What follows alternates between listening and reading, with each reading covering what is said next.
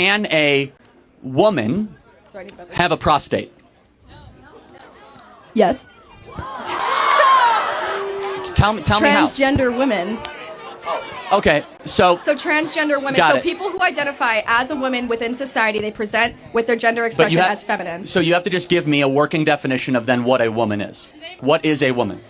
It is anyone who identifies as that way. But hold and on. it's okay you guys don't feel that way. It's Time okay. out though, but that doesn't actually describe a woman. That's just saying that anyone can be a woman. But do you need the definition of a woman to know what one is? 100%. Because Of course you do.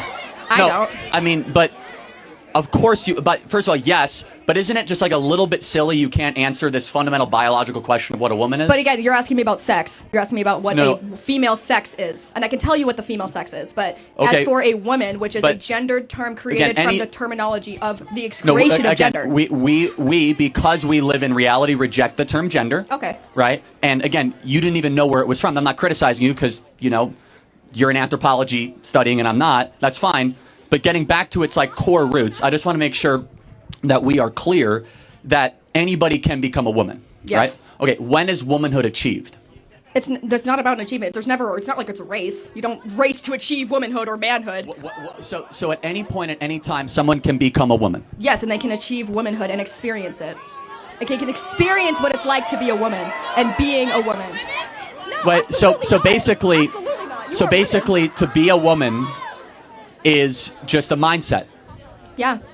Males should have to contribute just as much to a female's pregnancy if she is going to carry said thing. Fair. Let me hold you to that standard then. Time out. Therefore, if a woman is going to have an abortion, is it 50% the man's decision? If we hold males to this responsibility, I believe that they should at least be able to have a say. But that How is big of a my say? Like personal 10% opinion. or 20%? In the end, it is a female's body, and they have the right to decide what they do with their body. Okay, but to just to play that out, if the baby is a baby girl in there, doesn't that baby girl also have a right to decide to her own body?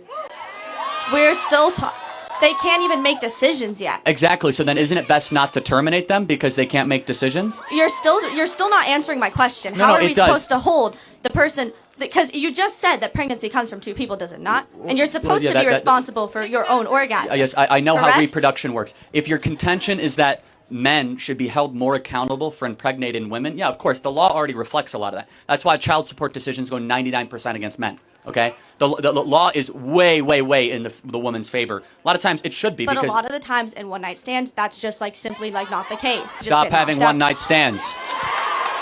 Like, you don't have to have sex. It's not like a thing you need to do. You said you had sex, and now you have to live with the consequences. Yes. So both people should have to live with the Yes, consequences. and here I am with this radical idea that all of humanity embraced for like 2,000 years, which the best way to live is to get married and then have sex. I mean, I have service members in my family that were Vietnam War vets, and I think calling them suckers and losers is not a good thing. He never said that. That isn't that. No, see, now this is where we're getting into fraud territory. He never said suckers and losers. White House people confirmed he said it. It was by Jeffrey Goldberg from The Atlantic. We know that slippery little snake that he is. That's not patriotism. The chief of staff and the national security advisor that hates him, John Bolton, said that he never said that about the D-Day. So do not come up here and peddle hoaxes. You have to be very accurate. You have to look at original source documents. But he never said suckers and losers. President Trump would never believe that, think that. In fact, he's been a wonderful fighter for America's military and will continue to do so.